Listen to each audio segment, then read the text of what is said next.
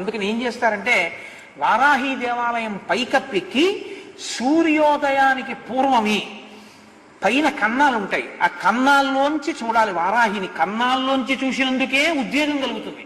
అలా ఉంటుంది ఆవిడ స్వరూపం. లలితా సహస్రంలో చెప్తారే గండనాయకి, ఆవిడ సర్వసైన్యాధ్యక్షురాలు లలితాదేవికి. ఆ వారాహి ఇప్పటికీ కాశీలో తిరుగుతుంది. రాత్రి వేళ లోపలికి వెళ్ళిపోతుంది, తెల్లమారుతుండగా లోపలికి వెళుతుంది. లోపలికి వెళుతుండగానే చీకట్లోనే అర్చకులు అర్చన చేసేసి తలుపులేసి వెళ్ళిపోతారు. ఎవరైనా చూసేవాళ్ళు ఉంటే పైనుంచోసారి లోపలికి చూసి వెళ్ళిపోతారు అంతే.